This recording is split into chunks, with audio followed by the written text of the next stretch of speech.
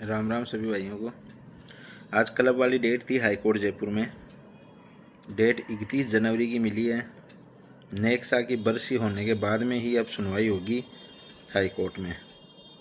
चोरों का वकील बार बार डेट आगे ले रहा है, कभी नंबर 400 पे लेता है, कभी 500 पे, कभी 600 पे, और जब कभी नंबर आ जाता है तब अपनी हाजिरी माफ़ी लगा के डेट आगे की ले लेता है। आप लोग बैठे बैठे वेट कर रहे हो कि कब ये इस तारीख पे बाहर आ जाएं, अगली तारीख पे बाहर आ जाएं। इस पे नहीं आई तो एफआईआर कराएंगे, अगली पे नहीं आएंगे तो एफआईआर कराएंगे।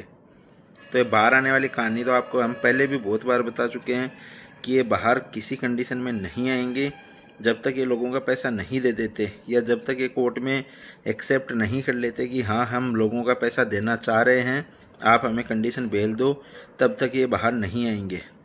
और ना ही ये चोर आना चाहते क्योंकि इनकी ज़मीनें बिकना बंद हो रखी है। ये जो डेट आगे लेने का किस्सा है ये है कि ये ज़मीनें बिकना बंद हो रही हैं, आप लोग ले नहीं रहे हो। जो ये ज़मीन का कचरा आपको देना चाह रहे हैं वो आप ले नहीं रहे हो, वो नहीं ले रहे हो तो ये बाहर नहीं आ रहे हैं। भाई बाहर आके क्या करेंगे, वो ज़मीन तो बिक नहीं रही है। अभी आप लोगों के पास 1.5 महीना है, या तो इंतज़ार करो वापस। ऐसे करते जैसे 1 साल हो गए वैसे करते करते सालों बीत जाएंगी। आप इंतज़ार करते रहना, पैसा किसी को मिलेगा नहीं। पैसा लेने का एक ही तरीका है, एफआईआर करो। एफआईआर सिस्टम से करो। जैसे पहले आपने जिसके थ्रू पैसा लगाया उस पर एफआईआर करो, फिर वहाँ के ऑफिस संचालक पे एफआईआर करो, उसके बाद में आप रणवीर सुभाष ये जो भी चोर हैं इनके परिवार पे एफआईआर करो। तभी एक सिस्टम से एफआईआर करोगे ना, तभी कार्रवाई होगी। क्योंकि पैसा आपके लीडर के पास भी खूब है, वो पैसा आपका ही है। ये कहते हैं ना कि भाई हमने कमा लिया हम क्या करें, तो वो पैसा आप ही का पैसा है। आप ही के पैसे में से उसको हिस्सा मिला है, तो उन्हीं से पैसा आपको मिल सकता है। ये चोर तो जेल में हैं, अब ये कहते हैं कि इन पे एफआईआर करो, हमारा क्या लेना देना है। अरे ये तो ऑलरेडी जेल में, पैसा तो तुम लोगों ने भी कमाया है, जो लीडर हैं उन्होंने भी तो पैसा कमाया है ना। एक सिस्टम से एफआईआर करो। सबसे पहले आपके लीडर पे, जो आपका लीडर है उस पर करो, फिर वहाँ के ऑफिस संचालक पे एफआईआर करो, उसके बाद में रणवीर सुभाष और उनके परिवार पे करो, तभी पैसा मिलेगा। अदरवाइज़ किसी को पैसा नहीं मिलने वाला है। आप सोच रहे थे ना घर बैठे पैसा मिल जाएगा, किसी को नहीं मिलेगा। आप आज कोर्ट में आते या पिछली तारीख पे आते या उससे पिछली तारीख पे आते तो आपको पता लगता कि ये डेटें क्यों बढ़ रही हैं, कौन बढ़ा रहा है इनको, क्या कारण है बढ़ने का। ना तो मैं इस डेट पे गया हूँ, ना ही इससे पिछली डेट पे जयपुर गया हूँ, ना ही उससे पिछली डेट पे भी नहीं गया था। ये बार बार कह देते हैं कि ये रोक लेते हैं वो रोक लेते हैं। रोकना कुछ नहीं है, इनको करना ही नहीं है। आप बोलेंगे ज़मीन ले लो, ज़मीन ही है, और कोई तरीका नहीं है। तो बेचनी ज़मीन थी इनको। एक भाई ज़मीन से पैसा आ रहा है ना, आपका हिसाब चुकता हो रहा है, करोड़ों अरबों रुपए, 1 लाखों रुपए की ज़मीन के अरबों रुपए मिल रहे हैं, तो कुछ दिन जेल में पड़े रहने से क्या बिगड़ जाएगा। थोड़ा सा दिमाग लगाओ, सोचो समझो, अपनी कार्रवाई करो। घर बैठे कुछ नहीं मिलने वाला है, किसी को भी कुछ नहीं मिलेगा घर बैठे। जब तक ये बाहर जो लीडर घूम रहे हैं ये जेल के अंदर नहीं जाएंगे, किसी को पैसा नहीं मिलेगा।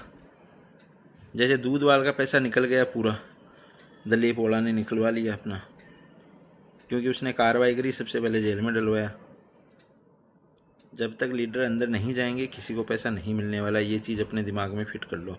ये लोग अब हट भी सकते हैं, जो एक कमेटी कर रहे थे, मैंने पहले भी काफ़ी बार बोला, क्योंकि इन्होंने रणवीर सुभाष चोरों से पैसा उठा लिया। आप लोगों का जिन जिन से शपथ पत्र लिए हैं उन सब का पैसा इन कमेटी वालों ने रणवीर सुभाष से उठा लिया है। ये चीज़ आप आज मानो मत मानो, आप जब मानोगे उस टाइम पे आप बहुत लेट हो जाओगे।